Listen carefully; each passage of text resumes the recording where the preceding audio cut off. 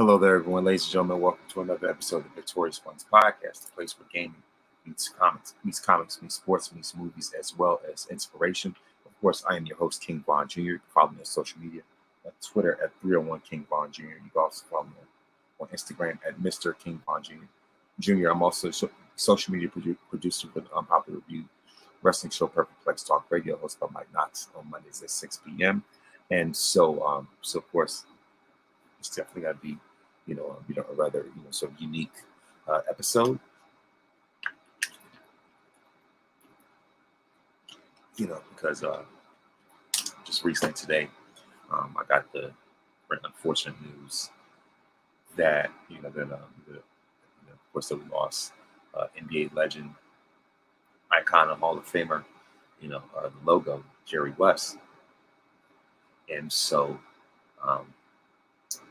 it's just like, that was really, really devastating, blow. And so it's just like, man, and I definitely want to talk more about, about his legacy and what he means, like I said, what he meant and what he always mean to the game. And of course, other than that, let's talk about the other, the week of wrestling. When it comes to Smackdown, when it comes to Raw, when it comes to NXT, as well as the Battleground, Battleground Results, along with the predictions for Clash in the Castle. So I can write that call. I think I need to, adjust my press, if you will.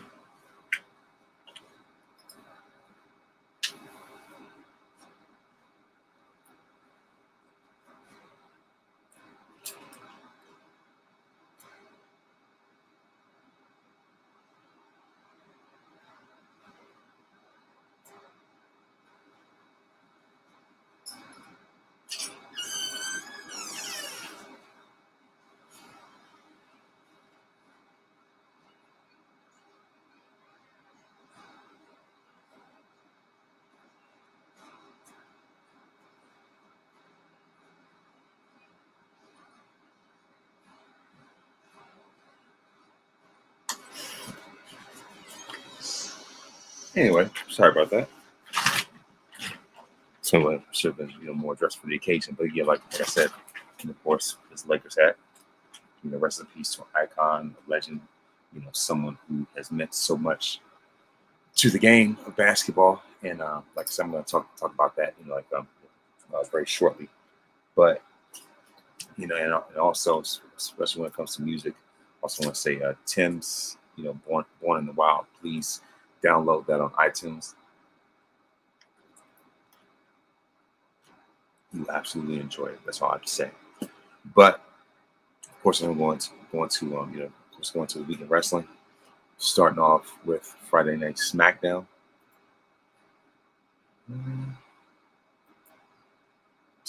All right, here we go. As a matter of fact, this past Friday was officially been the 66th birthday of Prince Rogers Nelson, as well as it would have been the 81st birthday of superstar Billy Graham, wrestling trailblazer, and it was also the 59th birthday of Mick Foley, who's still with us. So those were some of the more notable birthdays. At least this past Friday, and so it's like I said, as far as the rundown for anyway, but yeah, like I said, as far as the rundown for Friday, here it goes. So right now, anyway, the Bloodline stands tall after destroying Kevin Owens and the Street Profits, and so of course in the noble matches, we had Bianca Belair and Jade Cargill defeat Candice LeRae and Indy Hartwell. Grayson Waller defeats Johnny Gargano, formerly known as Mr. NXT. Cody Rhodes and AJ Styles agreed to an I Quit match at Clash at the Castle. We have LA Knight defeating Carmelo Hayes, especially after Carmelo accidentally called him Logan Paul. So of course LA Knight pretty much he definitely got the better of him in that promo battle. Of course, Piper Niven vows to put down Bailey and Scott. Bailey in Scotland. She vows to defeat Bailey for the women's championship in Scotland, Clash of the Castle, and of course Kevin Owens and the Street Profits won by the defeat the Bloodline via disqualification. And of course after the match, the Bloodline viciously attacked KO and the Street Profits, and so of course we have Solo, Tama Tonga, and Tonga Loa.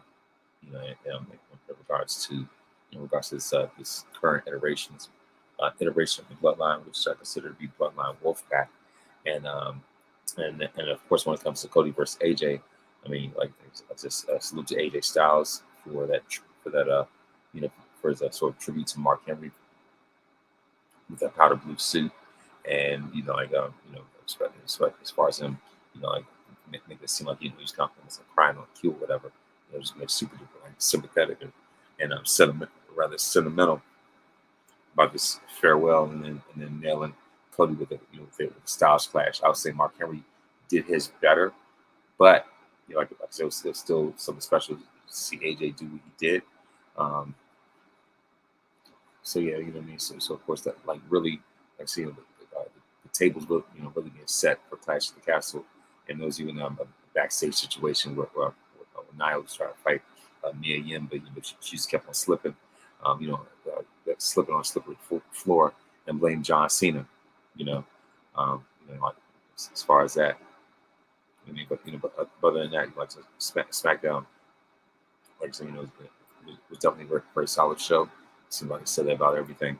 But then moving on to moving on to Monday Night Raw, and of course as far as Monday Night Raw, it was definitely loaded. It was definitely very deep. And so of course this was from this past Monday, and here we have a lot of matches, featured matches. Featured matches are Lyra Valkyria versus Io Sky, Sami Zayn versus Otis, and Ilya Dragunov versus Braun Breaker. Those are the highlights. And of course, Drew McIntyre kicked off Raw. He wasted a little time diving into his World Heavyweight Championship match with Damian Priest at Clash of the Castle. And of course, Damian almost immediately interrupted.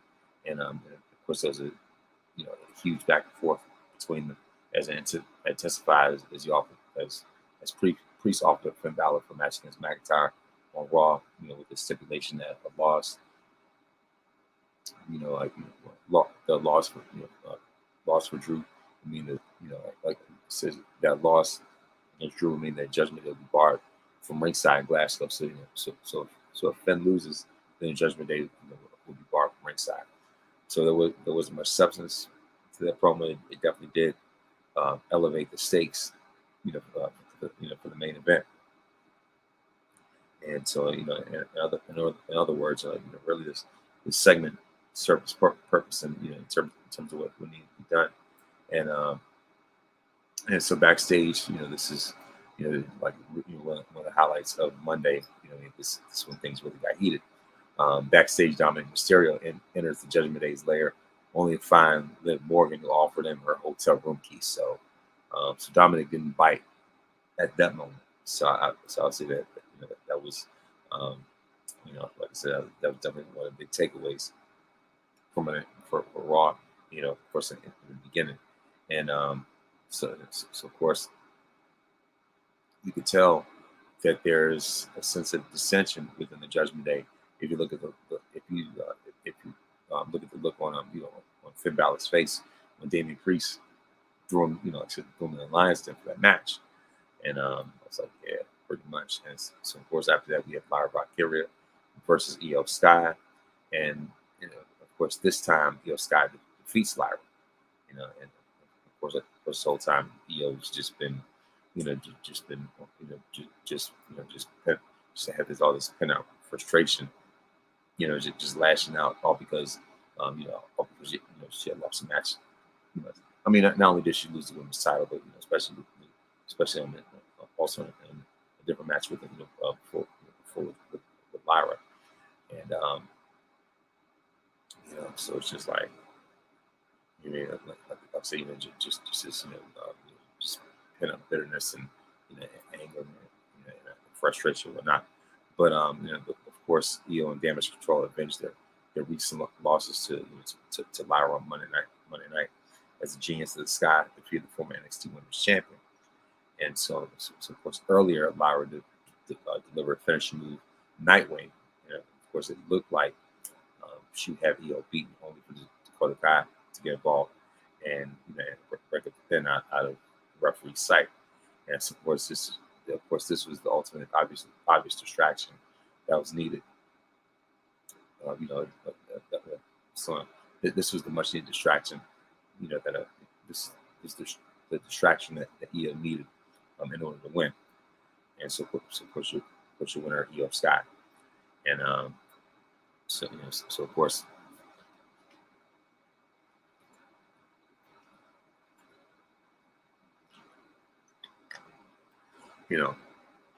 from opening bell, EO just aggressively attacked Lyra from the beginning, and so just showing how frustrated she was against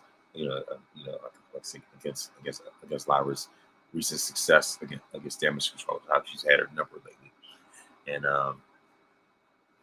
so of course backstage, of course, I've seen in the end, because of that distraction, obviously the Genius of the Sky will win.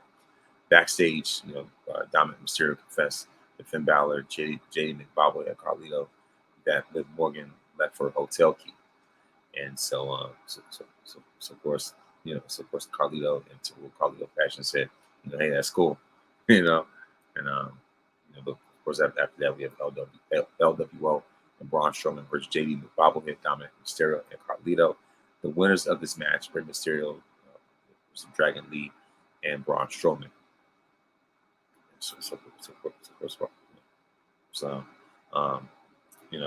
And of course the rivalry between LWO and Judgment Day continues, as along with issues intensifying between Dominic and Liv, and of course we see a potential new challenger for Liv's title in the form of Zelina Vega.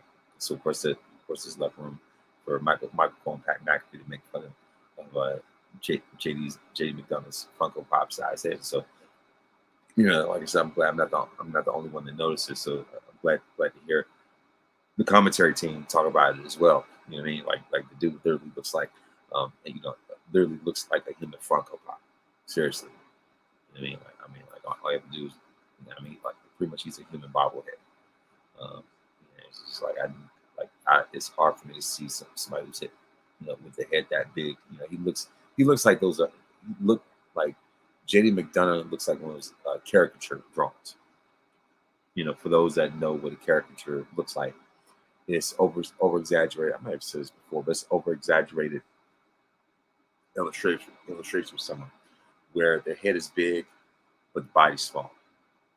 That is what JD McDonough looks like right now. So pretty much, yeah. So that's as far as that.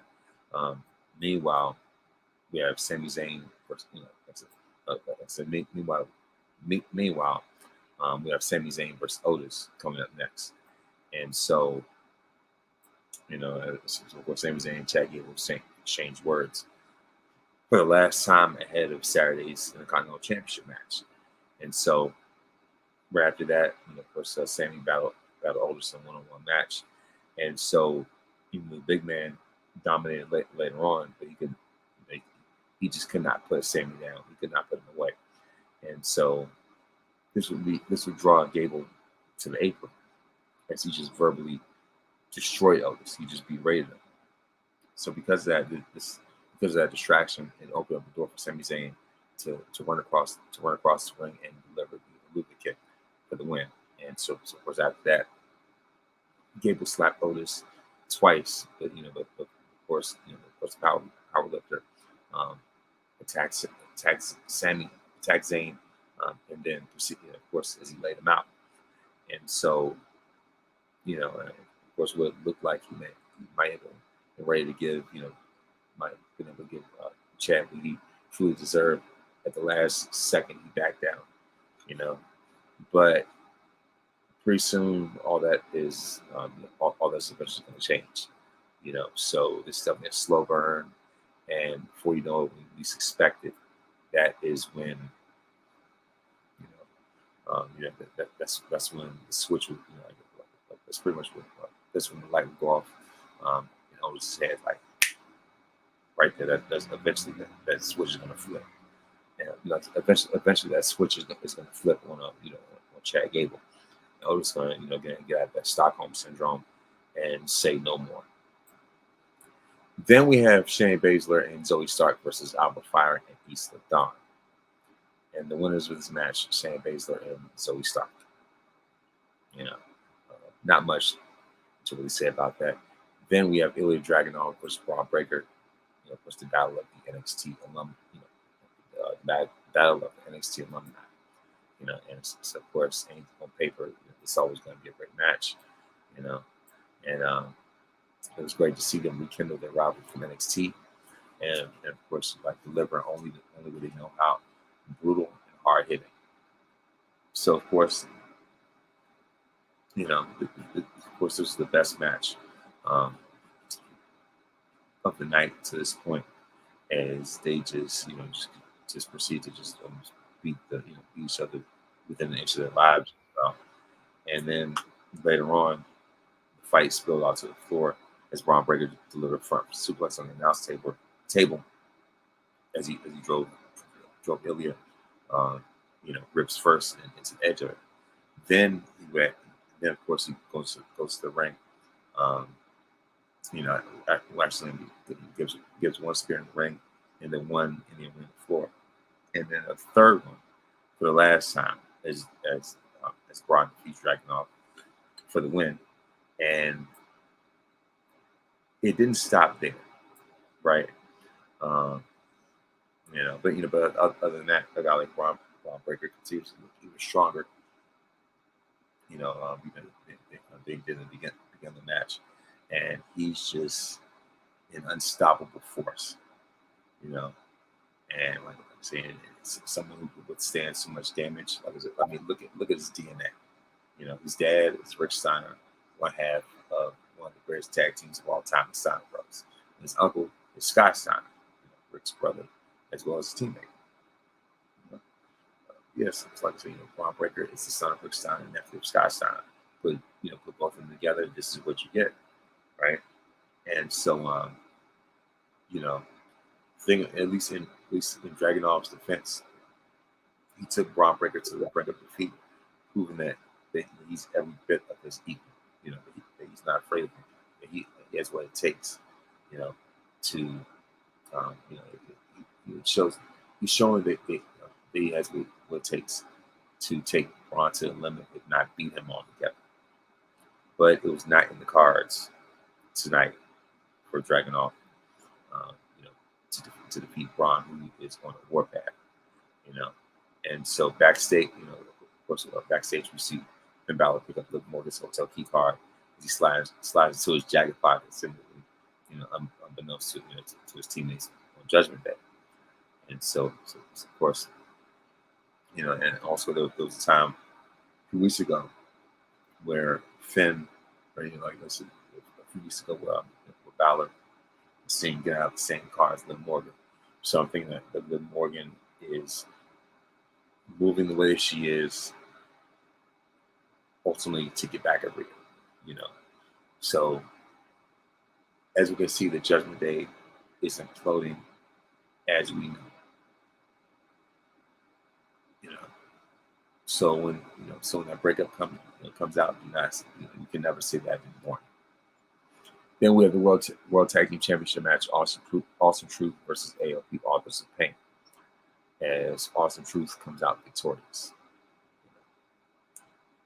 Then we have Drew McIntyre versus Finn Balor. Drew McIntyre versus Finn Balor. So right before this main event, Braun Breaker, of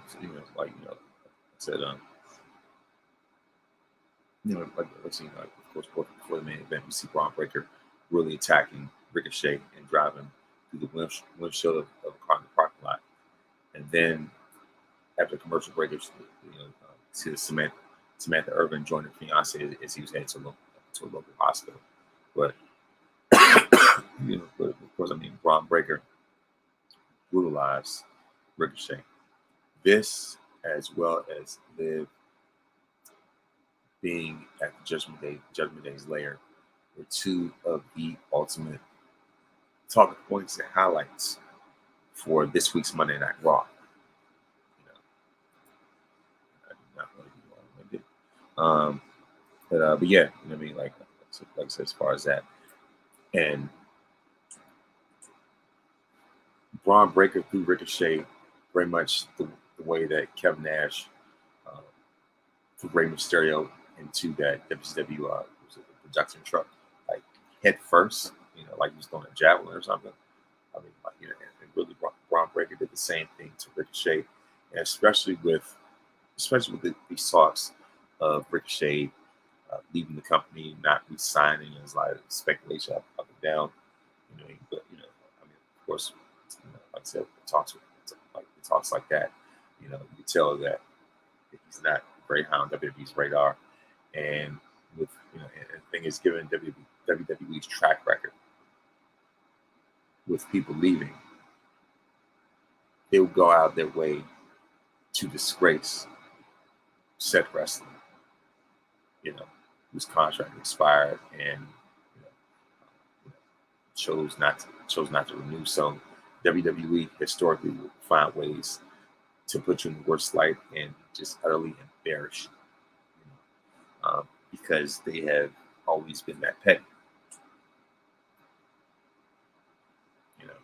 But of course, other than that, we have we have the main event. We have the main event with Drew McIntyre versus Finn Balor, and of course, another note I have to add about this Ricochet situation. This could very well be WWE's way of writing him out the show in the midst of these reports of him leaving the company. So once again, as I said before, when someone is on the way out of the company, WWE will find the most creative, if not most savage ways to write someone out. So in this case, this could be the most savage way of writing Ricochet out, and it's savage in more ways. And we ain't talking about Macho Man either, but we saw Drew and Finn battle it out in a very, highly competitive match, and at different points of the match, we see both of them have the upper hand over each other. So of course, Finn works over the injured right ankle while McIntyre fires the blade and just destroyed, obliterated bobblehead. Carlito Zeke tried to interfere, and they proceed to lay out his opponent with the Claymore for the win.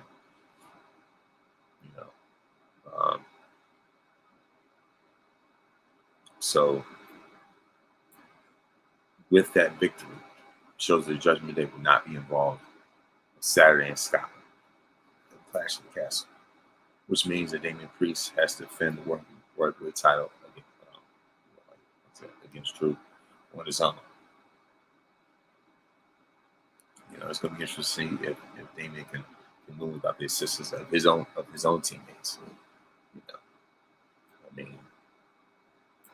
It's like you have to call it what it is. And Liv clearly could not get enough of Dominic. So that's I'm just going to go ahead and leave it right there. So those were the results of Monday Night Raw, and so now it is time to go into NXT. I say that NXT is on a whole nother level. That is exactly what I mean. They are nonstop. They never disappoint whatsoever because, as I've said before, because of the vision of Shawn Michaels. So let's get right into it. Let's go to NXT results for June the 11th.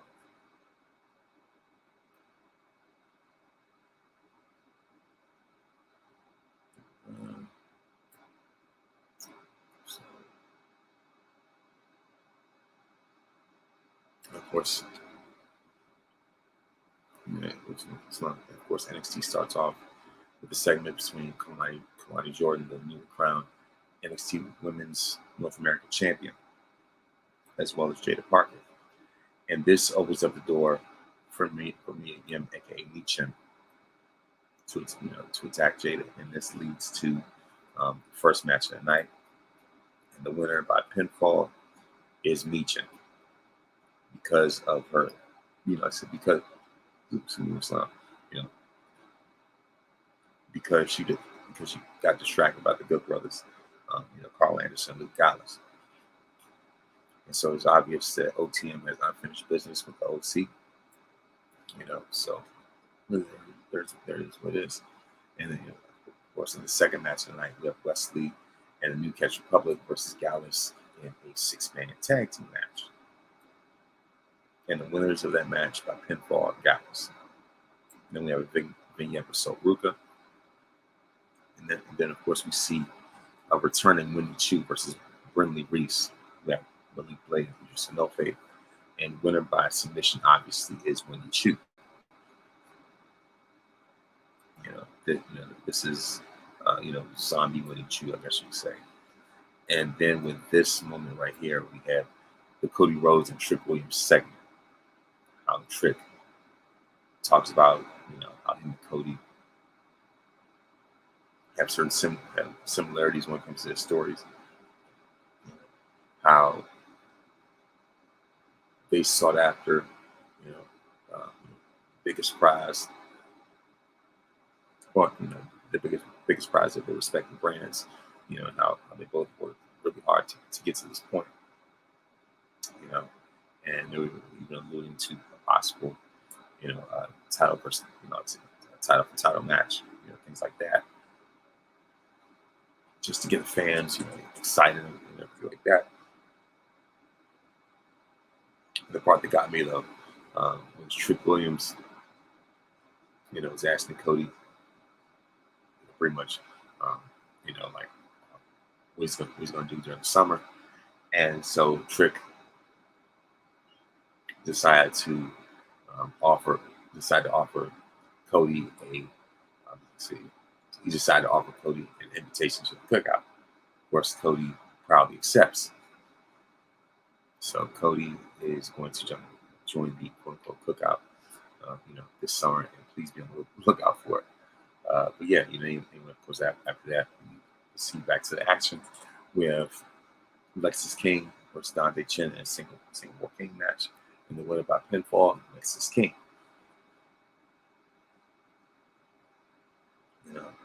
And Michin also stated that she may be the first challenger for Kalani Jordan's new NXT Women's North American Championship.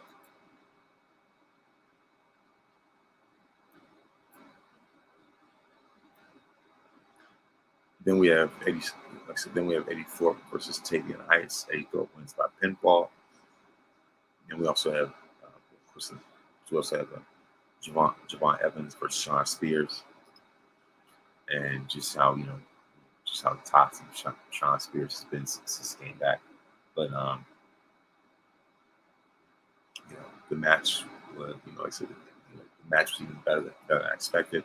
And full disclosure, I never really pay attention, to someone like, never really paid that much attention to someone like Sean Spears.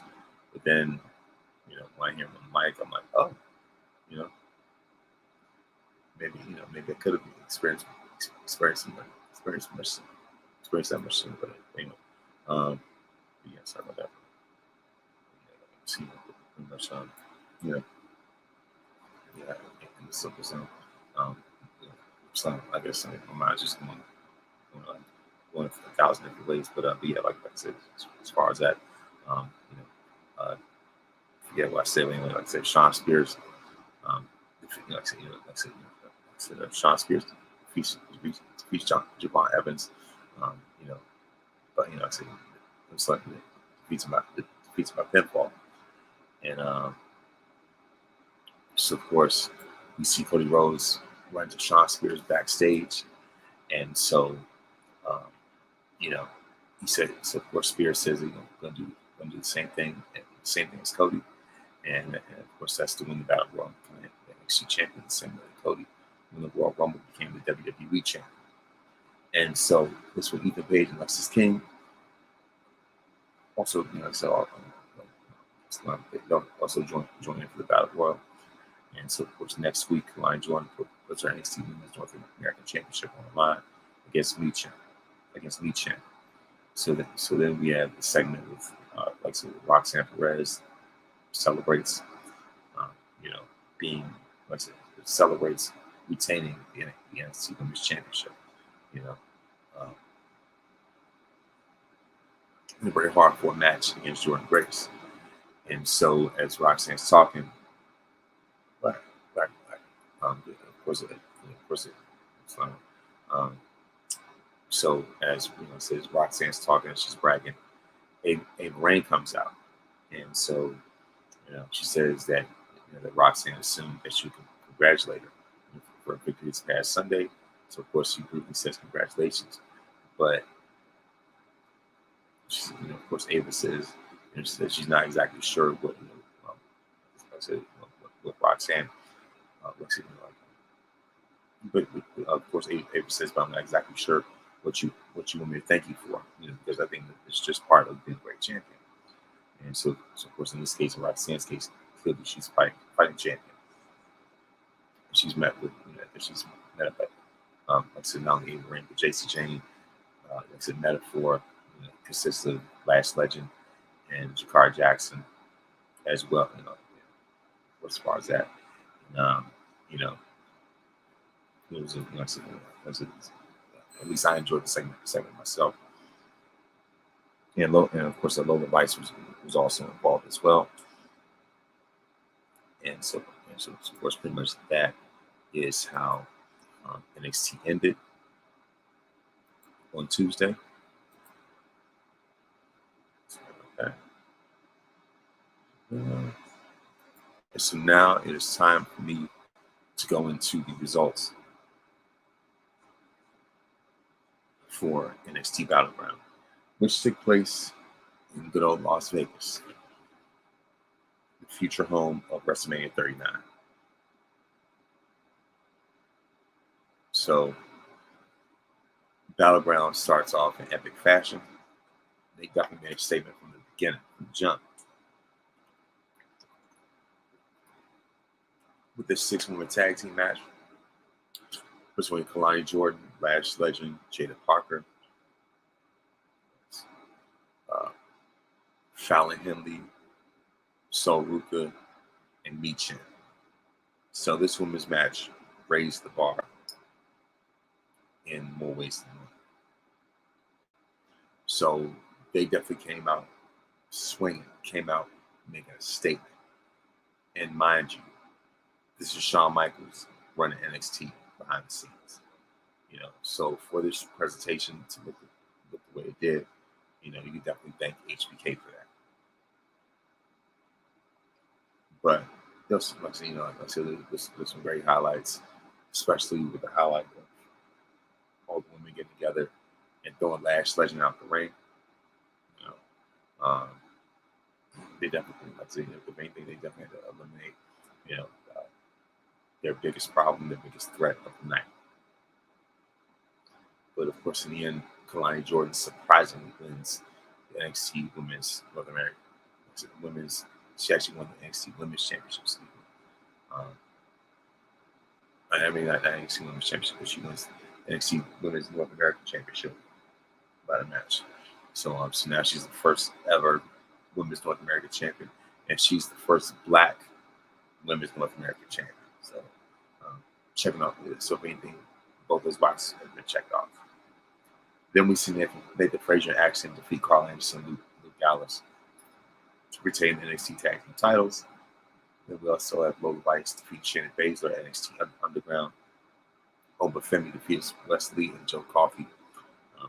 course, a North American Championship match. So this is not the first time that Obafemi has been in a handicap match.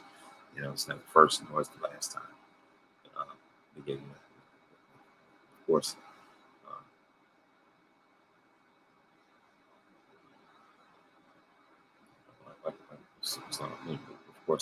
Of course, the winner of this match, just like he did at Stand Deliver, he retains the NXT North American Championship, and that is Obafemi himself. Then we go into the NXT Women's Championship between Roxanne Perez and Jordynne Grace. Another amazing match, and Roxanne apparently is clever enough to get this win, as she retains the NXT Women's Championship, and no one brought their own title over to TNA, because I know there are a lot of conspiracy theorists who believe that. But yeah, like I said, as far as that, of course, even though I initially picked Jordynne Grace, but no one I know, like I said, it would have been better if Roxanne, used whatever tactics she could, even one of the, even like Cable's Classic from X197. If anything, there's so many different things, that so many different ways that Roxanne could beat Jordynne Grace with. But but all in all, Roxanne should be the NXT. Roxanne retains the NXT Women's Championship. Excuse me. And finally, in the main event, we have Trick Williams, NXT champion, versus Ethan Page. And the winner of that match by way of pinfall of Trick Williams in a very hard-fought match. And then we're going to 2024 Clash of the Castle. Predictions.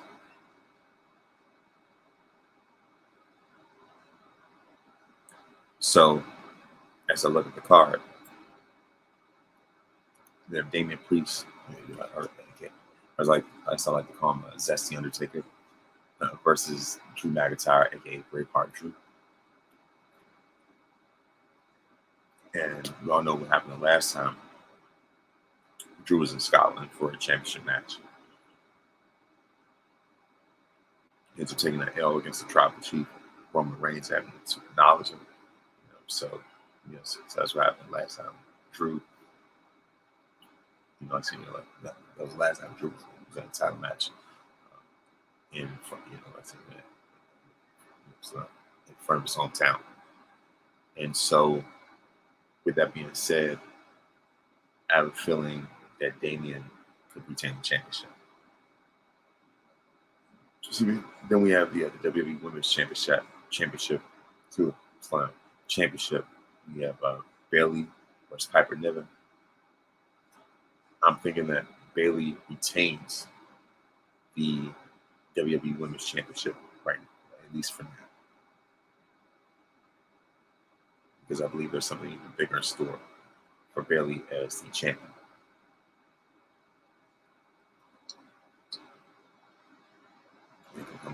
In the form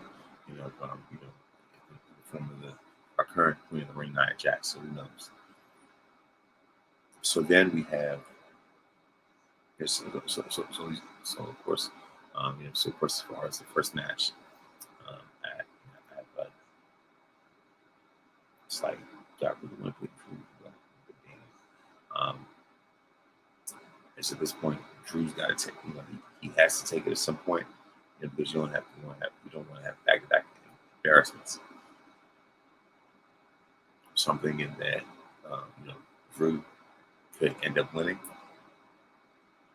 I'm going for him. For the Women's Championship, I have Bayley defeating Piper Niven, just so that she can set the stage against Nia, at SummerSlam. Then, of course, we have the Undisputed WWE Championship, as I mentioned earlier, Cody Rhodes versus AJ Styles in I Quit match. So my prediction is that Cody's going to win, and this is going to push AJ even more into because of his sentiments to me, this definitely pushed AJ to retire.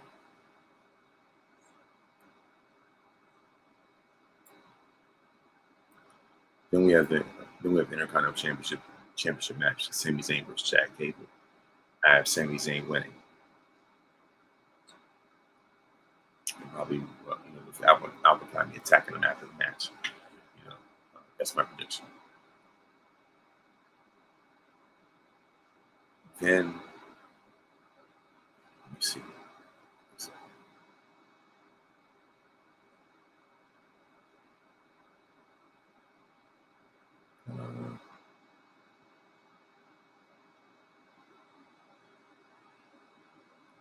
So,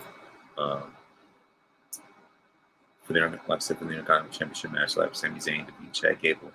Then we have the Women's Tag Team Championship match with Bianca Belair and Jay Cargill versus Shayna Baszler and Zoe Stark versus Alba Fire and Isla Dawn. So the winners of this match, I definitely have to go with Team Renaissance, Bianca and Jay. Because their chemistry is top-notch, top of the line. And of course, for the United States Championship, we also have Logan Paul versus LA Knight versus Carmelo Hayes. So believe it or not, actually have Carmelo winning that title. And we have Solo Sikoa versus Kevin Owens.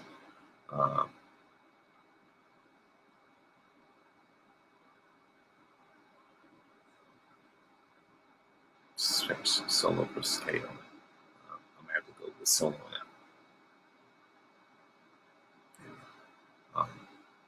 So,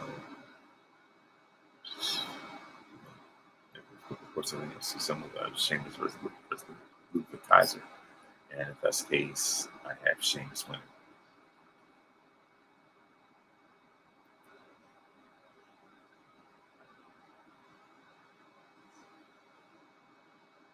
But yeah,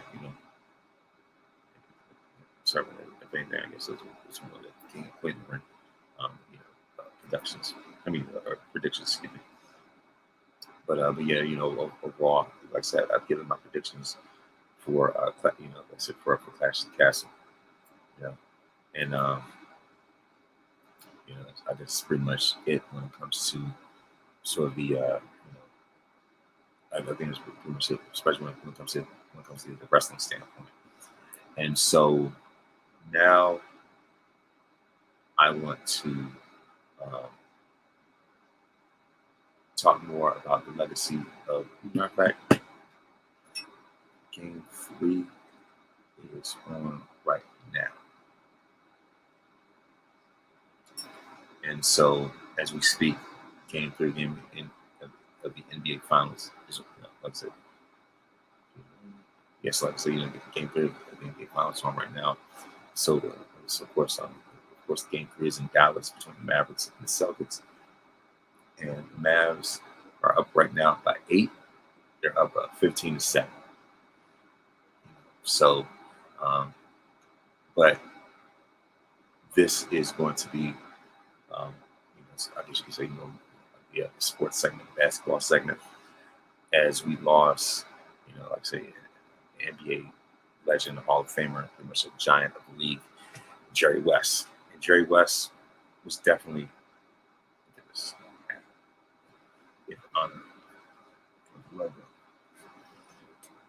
Jerry West, in more ways than one, was the building block of the Lakers. He's the foundation of that team. From the time that he was drafted by the Lakers in 1960, which was, their first year going to Los Angeles, I believe in Minneapolis, as they were the Minneapolis Lakers. So by 1960, the Lakers make the move from Minnesota, California, to Los Angeles. And so Jerry was the first pick since they moved out there. And so, during his career, he has had more losses than wins, but other than that, year. So, um, so but at the same time, in an era like that, we have someone like Bill Russell, who pretty much, um, had the trophy in a stranglehold. Oh, and by the way, Emmitt Smith is also the game. It's pretty cool. But anyway, like I say, of course, for someone like Jerry West, someone like Bill Russell, who had a stranglehold on the finals trophy. Russell might as well have had two Infinity Gauntlets. Like he was definitely mad titan of the NBA at that time. So as dynamic as Jerry was, there was only so far he was able to go. And one of Jerry's biggest highlights is that he was the very first Finals MVP in NBA history. But the only downside is that, sorry about that. I said, the only downside about that is that he won Finals MVP on a losing team. So clearly, with the way he was playing, he had head and shoulders above everyone else. Years later, Bill Russell's, the Finals MVP would be named after Bill Russell. But other than that, Jerry eventually, after that, Jerry eventually got his championship in 1972 with the Lakers, which included Will Chamberlain. And what was an integral reason why the Lakers had the record that they had. They were firing on all cylinders. And so Jerry, as I said before, was a building block for the Lakers, not just as a player, but especially as an executive. His success as a player, opened doors for the likes of Magic and Kobe and so many others. As a matter of fact, Jerry West was responsible for making that trade with the Cavaliers just so the Lakers could get James Worthy, out of college, out of North Carolina. Jerry West was also integral when it came to bringing Kobe back. Not bring him back, but he was integral in bringing Kobe to the team. Excuse me. Jerry was the one who was able to trade Vlade Divac. He was able to trade Kobe's draft rights from Charlotte to Los Angeles. So, with that being said, the team has been built slowly but surely. That same summer, about a month after Kobe, had his draft rights traded to join the Lakers. At least a month after that, Jerry West picks up Shaquille O'Neal, because he knew that, things weren't going Shaq's way in Orlando. By that point, the well had run dry in Orlando for Shaq. So he wanted to go to a place, that had better scenery, better opportunities, things like that. And Jerry West, being the negotiator that he was like, all right, say no more, and got the ball rolling. He was the one who was able to put all those different pieces together for those championships, for the different championship teams. You cannot talk about NBA history without mentioning Jerry West, because Jerry West was also a two-time executive year. He was also instrumental in bringing in Phil Jackson. So given how much Jerry, West means to the NBA, it is vital, it is critical, it is, something absolutely amazing to see.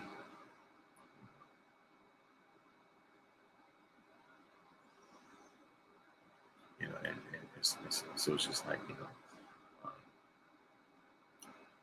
Jerry's just been a pillar for for the Lakers as well as just basketball in general. And of course, however, and of course, not only that, but Jerry West was also he was like the third player in NBA history to to get 25,000 plus points. So he was absolutely dynamic and prolific as a scorer. He was pretty nice on defense. Can you imagine, by the way, if the 3-point line existed back when Jerry West was playing, back when the Lakers played the Knicks and West just heaved basketball from half court, and he made the shot. Only thing is, it was still 2 points. Um, but but like I said, but other than that, we slow down. Like I said, I will say that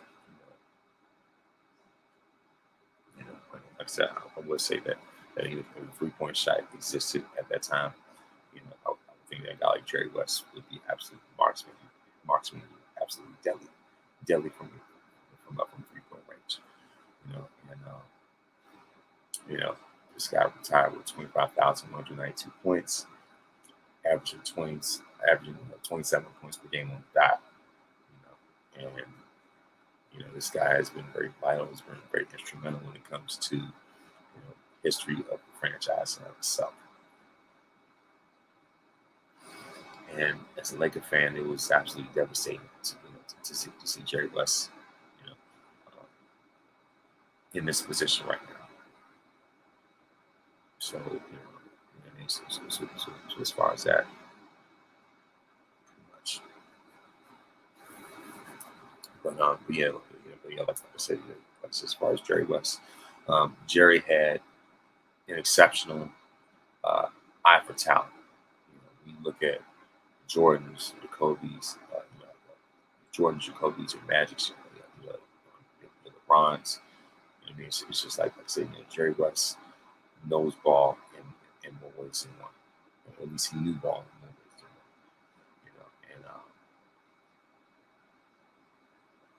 one. And Jerry West has been, like I said, Jerry West has been a game changer in more ways than one. So I would say that portrayal of Jerry on Winning Time did not do him any favors whatsoever. Even though I wish that Winning Time would last longer, but still,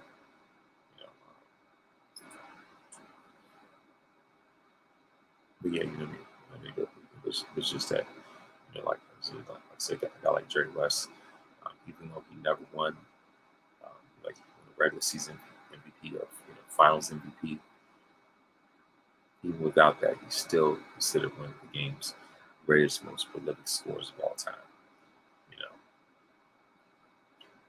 And it's very obvious. It's very evident that logo,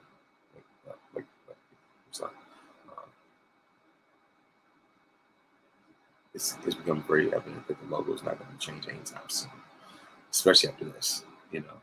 I would think that people would. I would think that. I would think that the people would take out that time to learn more about Jerry West, learn more about his legacy, just like what he means to the game, and he's very vital to the growth of the next generation.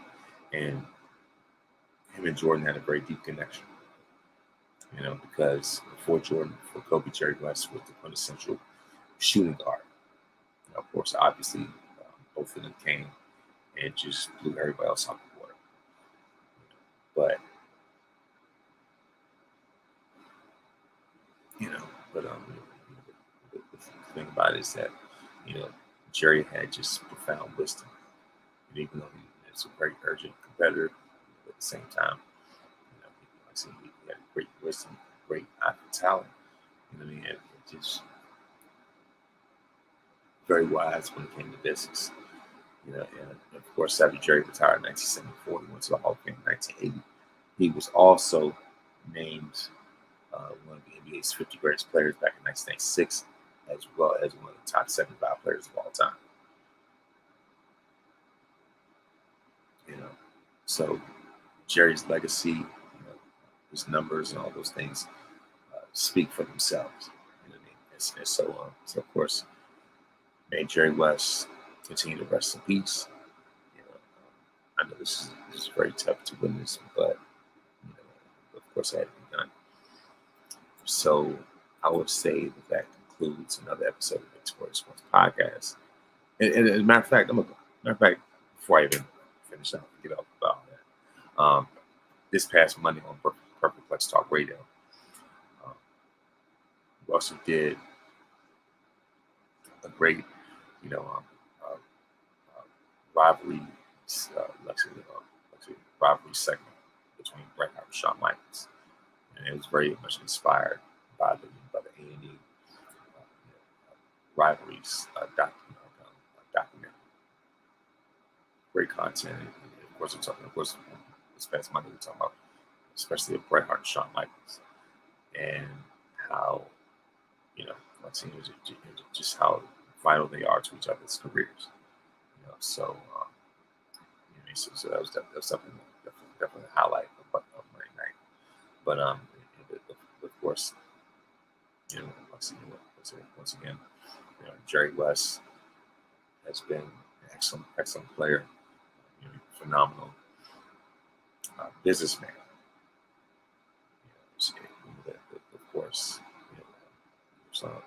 Of course, with all that being said, I appreciate those that watch me online via Twitter/X, as well as Facebook and everything else. With pretty much with that, with all that being said, all that being taken into consideration.